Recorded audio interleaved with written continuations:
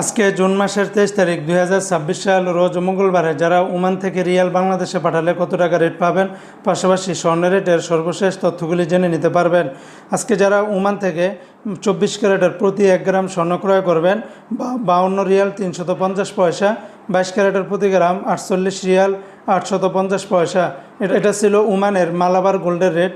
অপরদিকে আরেকটা কোম্পানিতে 24 ক্যারেটের প্রতি গ্রাম 50 রিয়াল 838 পয়সা, 22 ক্যারেটের প্রতি গ্রাম 46 রিয়াল 603 পয়সা, 21 ক্যারেটের প্রতি গ্রাম 44 রিয়াল 788 পয়সা, 18 ক্যারেটের প্রতি গ্রাম 38 রিয়াল 128 পয়সা।